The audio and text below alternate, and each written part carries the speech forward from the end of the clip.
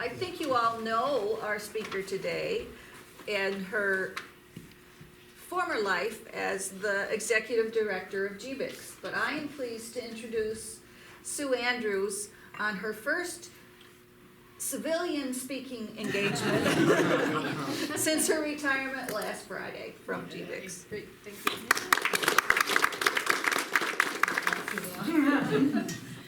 So thanks, Cindy, for introducing me.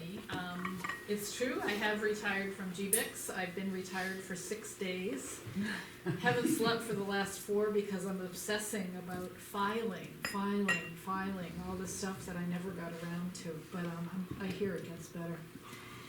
So for those of you who don't know GBICS, Greater Bennington Interfaith Community Services is an organization here in town, a small nonprofit that helps neighbors who are experiencing financial difficulties with pieces of their life that help improve their health. And so food, shelter, medical care, dental care, that kind of thing. So just as a background for what I'm saying.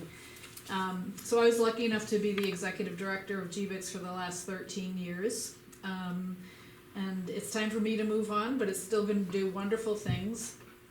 But I wanted to let you know up front that the only way I know anything about the issue of homelessness is through my work at GBICS. And specifically, 3 years ago, April, we purchased the building that's located at 121 Depot Street.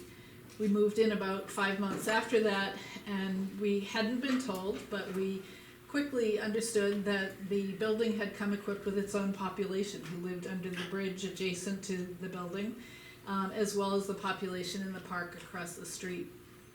And so I really have had the privilege over the last couple of years to really get to know people who I otherwise probably would never have met. So I just want to give you a little background on this issue and say that 2.5 weeks before Christmas, I spoke at the Unitarian Universalist Fellowship for its Sunday morning service, and I spoke on the same issue. And I used a metaphor. I used the story of Joseph and Mary and the baby being born in the manger and no place in the inn to talk about homelessness here in Bennington. I'm not going to do that with you here today, but I wanted to introduce that because out of that sermon came some urging from the congregation to go to the select board meeting the next evening to talk about the homeless issue. I went to the select board meeting, talked with Donald Campbell before I went over, and I spoke as part of the citizens' commentary. And those of you who are familiar with it might know that you get 3 minutes to say something, and it's not really an opportunity for dialogue so much as it is just an opportunity to present. The select board meeting, so I went and one of my colleagues went, we presented the issue of people who are sleeping outside overnight in Bennington as an emergency. The select board meeting was over in less than 14 minutes. The fact that we presented this as an emergency and the fact that there were people sleeping outside at that time, the temperatures of 19 degrees, didn't seem to be compelling. I then, in follow-up, because as part of this, I talked about putting a fund together to help get people off the street, at least until we figure out what to do with people who are outside in those circumstances. So in follow-up to that meeting, I wrote a letter to the editor in which I said, I presented the facts. I said I spoke at the select board meeting. It was 14 minutes long. 3 minutes were given to the homeless issue. Nobody seemed to... There were no expressions of any kind of response to what we said, and I found it disappointing, but if you want to be involved, this is how to do it. So that's the background on this story. But I thought that we could best use our time here today if I tell you about one person in particular, but several of the people that I've gotten to know over the last couple of years. So I'm going to tell you about Harry. Some of you in the community know Harry. That is his real name. He knows I'm talking about him today. Harry just celebrated his 47th birthday. He's the person who didn't have an opportunity to find a manger on Christmas Eve, but that's, another story.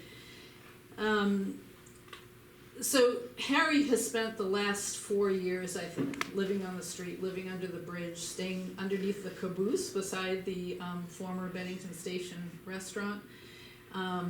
He's out and about. On his birthday, he was outside. The highs that day were in the low 40s. It was very blustery, and the temperature that evening or that night was 29 degrees. So we are really lucky here in Bennington to have our local homeless coalition. At this time, the focus of our homeless coalition is on what's called rapid rehousing of families. And so the homeless coalition connects with and helps families who have been displaced somehow, typically due to some financial issue. And the whole focus is on getting them back into housing. There's case management that helps them, and they go forward.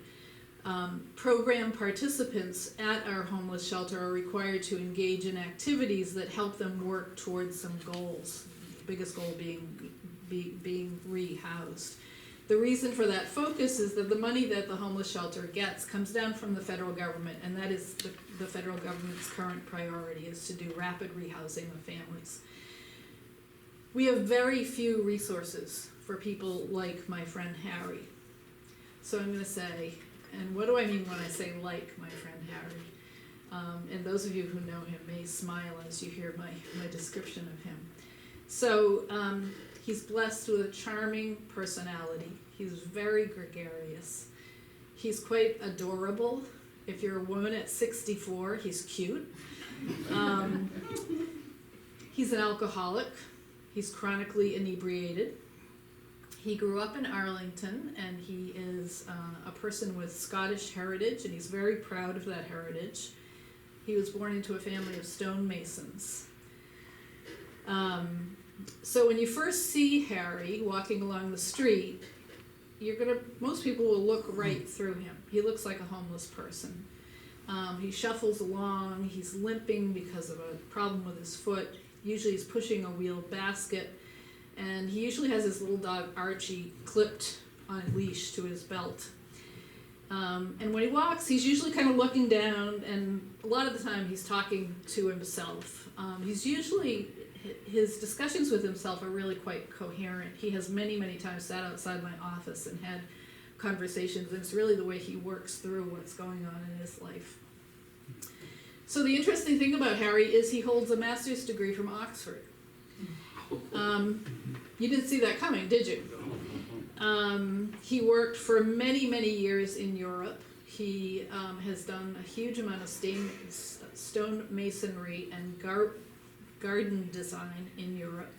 When he came back to the States, he owned a successful landscaping business here in the area, and he was a guy of some means. He was kind of man on the street. He did pretty well financially. He was into antique cars. He really kind of had a presence. So when you get to know Harry, you realize pretty quickly that he has his own very strong sense of style, and it goes with kind of who he has been in the past. And you also notice that he's really smart. He's a smart cookie. He has curly hair, and it peeks out from underneath a beret. He lived in Europe. He thinks very European of himself. His curly hair kind of peeks out, and he's kind of, as I said, cute. He has very hip horn-rimmed glasses. And currently, he's very color coordinated. A bunch of us got together and bought him a set of Carhartt, the orange color that Carhartt has of the trousers with the bib, and they're all insulated and everything. And he also wears a CPO jacket that is sort of orange and brown, so he looks pretty put together for a homeless guy.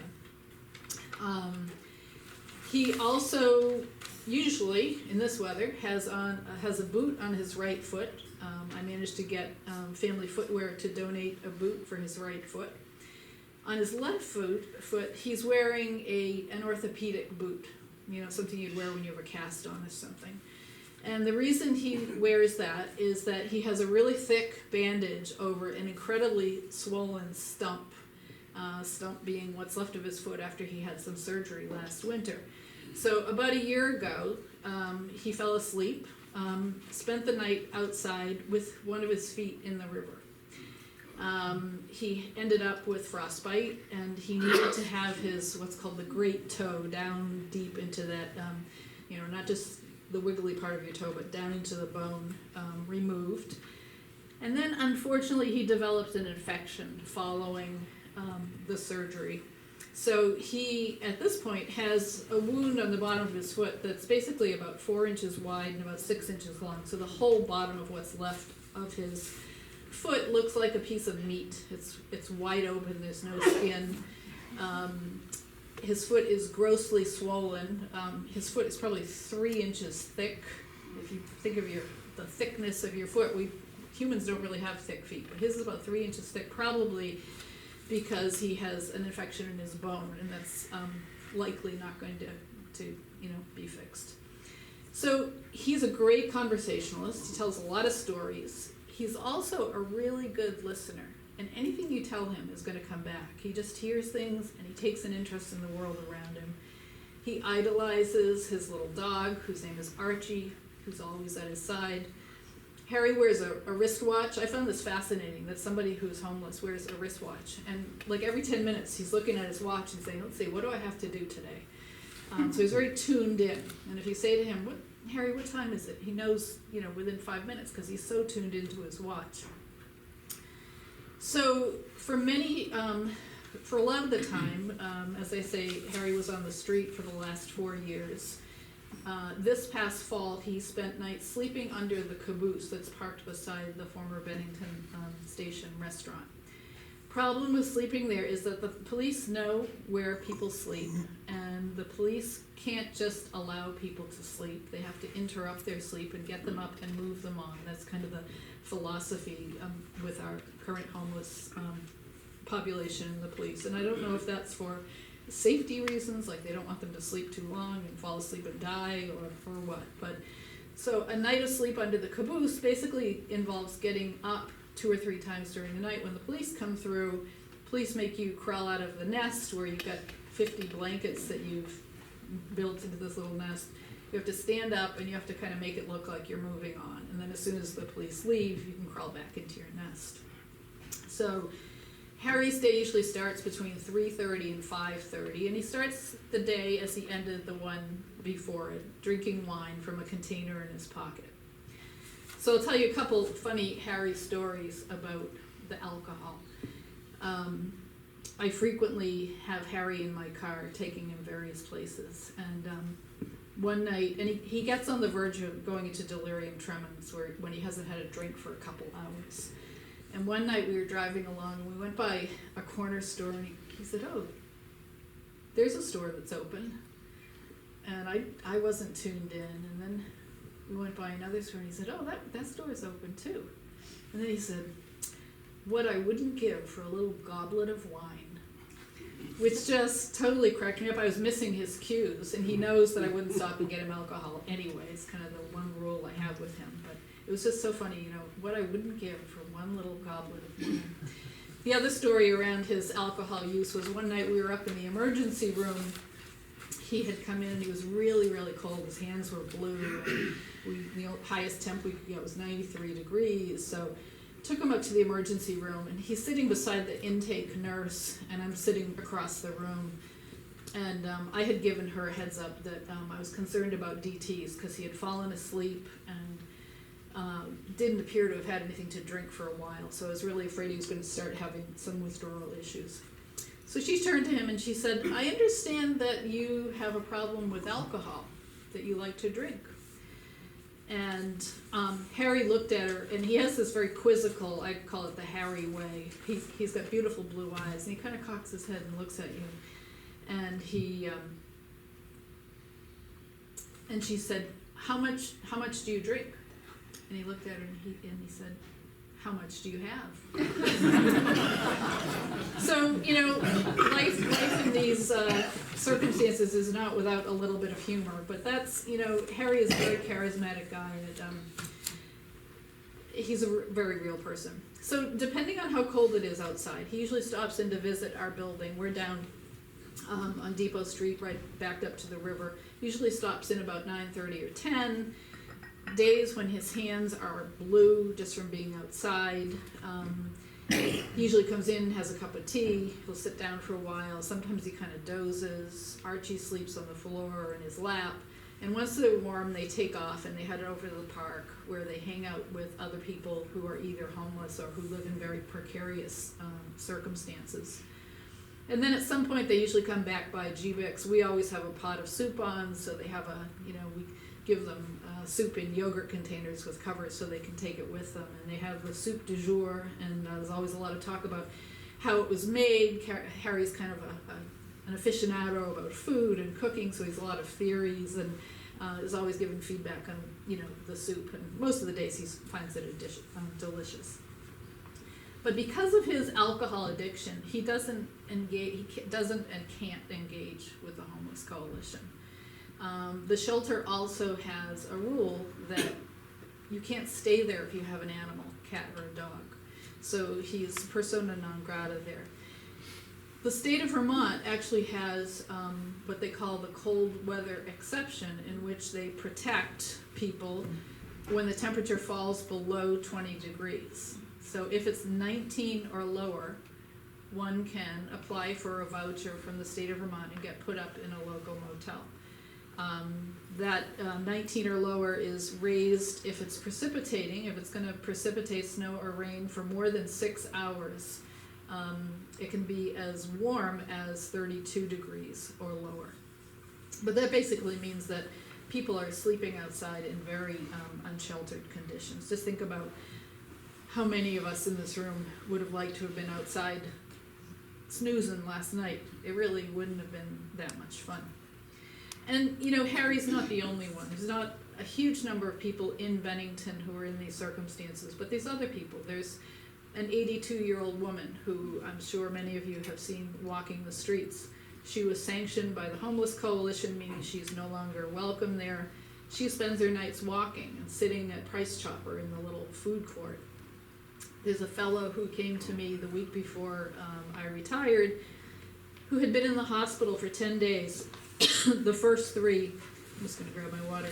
The first 3, he was in ICU with a pneumonia he had picked up, and then he spent 7 days beyond that on the regular floor, and he was discharged without his antibiotic from the hospital to the park. And he came over to us and he said, "What am I supposed to do?" And so that's the culture in which we're living. I mean, we actually discharge people from the hospital, and not just this hospital, but many, many hospitals in our American culture. So my question for you is, what is wrong with our culture that we can allow human beings to sleep outside in the conditions that we know are out there at this time of the year? So there's currently, just to give you a little scope, there's currently 41 million people who live in poverty in the US, 40 million of whom are hungry, and 500,000 of whom are homeless. In last year, so we just did the 2019 count of homeless. Those numbers won't be available for a few more months, but a year ago, we had 40 households and 130 people who were homeless in Bennington County on the night of the point-in-time count. Of those, between 16 and 20, and it's always hard to get a firm number, were totally unsheltered, meaning they were outside during that time.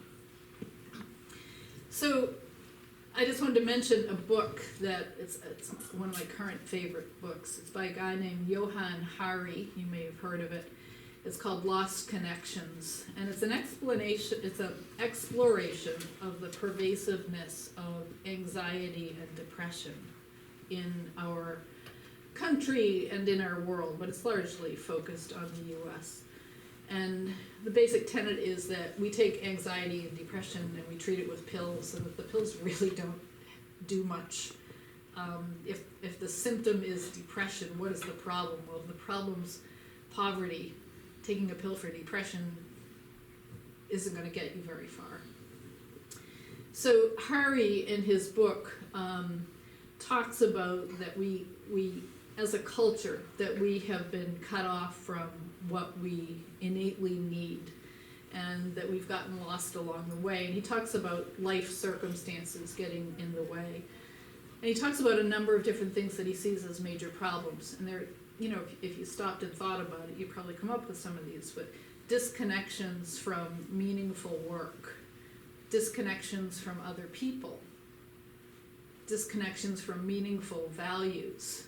And some of this really makes you think about, you know, the political situation in our country and all the issues that are out there right now. He identifies pervasive childhood trauma as being an issue. Loss of status and respect. If you're not doing well, you're not seen as a whole person. Loss of the natural world. I mean, we hear about that all the time, especially with respect to kids. The kids are so focused on their phones and their screens and everything that they're not out there mucking about in the dirt the way people have in previous generations. And then sort of overarching is loss of a hopeful or secure future. That so many people don't see something good down the road. It's just slogging day in and day out. So the point I wanted to make is that human life is kind of like a big warm fire that's glowing. But if you take out a coal and isolate it, and I'm thinking of Harry here, you take it and isolate it, that coal's going to burn out.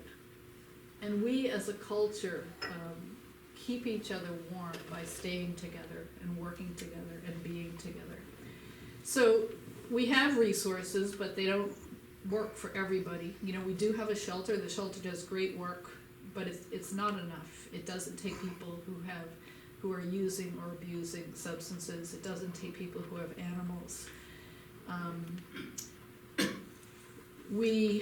This was part of my pitch to the select board when I spoke to them recently, is we really need a low bar or no bar shelter. Middlebury has such a shelter. That means low bar or no bar means you can be under the influence, you can bring your dog in with you. In Middlebury they have this great policy about dogs, that basically your dog is welcome until it can't get along with the other dogs, and there's usually 6 or 8 dogs in this shelter for 40 people. And then when the dogs don't get along, they just separate them and they change bedrooms and they make it work. It's a pretty amazing thing. But we really need that kind of shelter, but for whatever reason, we haven't been able to get there here in Bennington. So in the meantime, and one of the things that came out of my conversations around this was we quickly raised about $25,000, which we are using to strategically shelter people on the nights, people like Harry, who truly don't have any other resources, on the nights that the homeless shelter, that the state of Vermont is not putting people up. But there's other things we can do, and I think this is where, you know, the theme about community and service and that kind of thing is really important. First is to engage and get to know people who are homeless. It sounds crazy, but respect them for who they are. Respect them for the fact that they are human beings. As I said before, I was telling you Harry's story. You didn't expect me to say he had a master's from Oxford. Suddenly that makes him more interesting.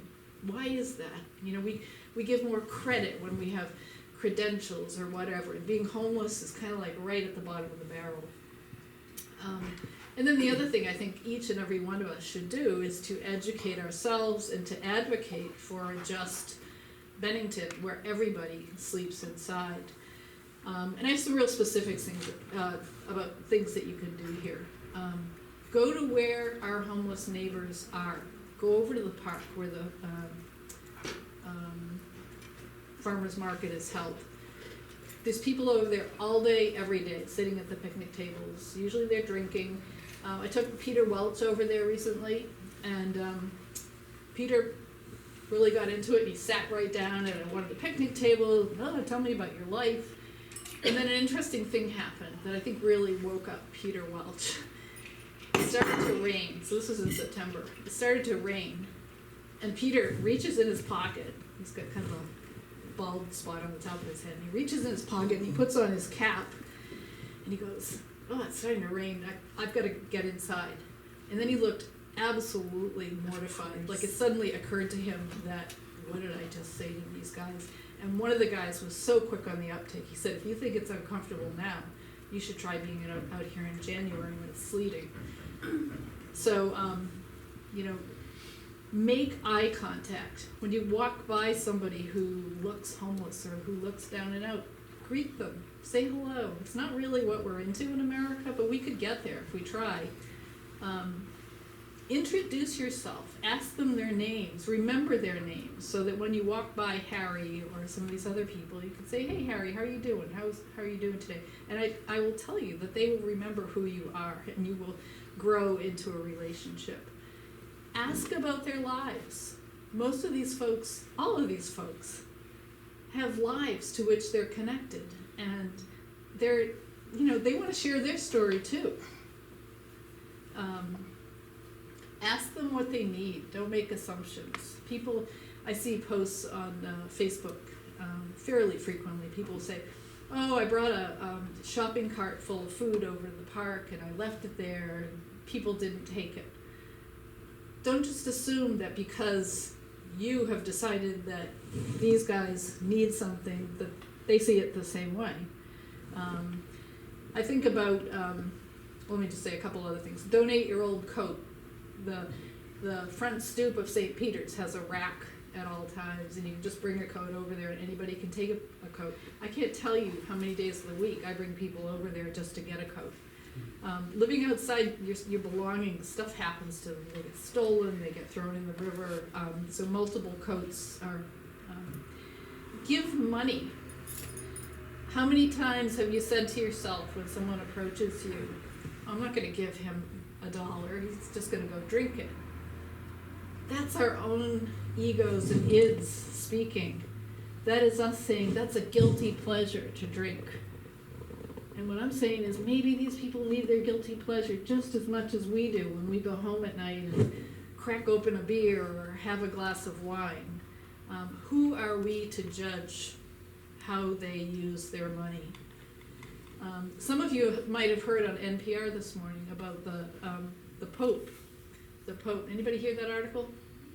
Really interesting article. I had heard about this. The Pope actually has rehabilitated a palace that's right in the Vatican.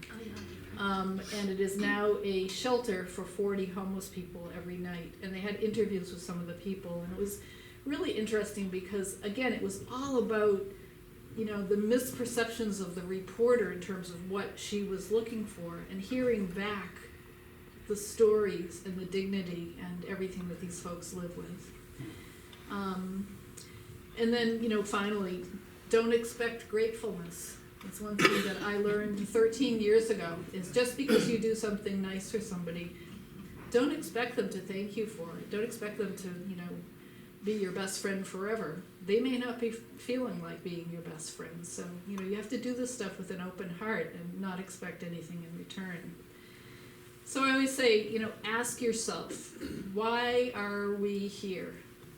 And one answer always is to help other people. And I always say, you know, at GBICS, but in my larger life, we are the beloved community. You know, it's MLK speaking, but we are the ones who build our community and build the culture in which we all live together. In the words of Khalil Gibran, who's one of my favorite poets, you give but little when you give of your possessions. It is when you give of yourself that you truly give. And I'm going to close with some words of a fellow named Jack McConnell, who actually started the first free clinic in the United States. He must have been a really together person. He started the first free clinic down in Hilton Head. He invented the MRI, and he invented Tylenol. So he didn't die poor, that's for sure. He died last year. He was an incredible fellow. I met him once about 4 or 5 years ago, and just a really great guy. But what Jack used to say is, may we have eyes to see those that are rendered invisible and excluded, open arms to reach and include them, healing hands to touch their lives with love, and in the process, heal ourselves.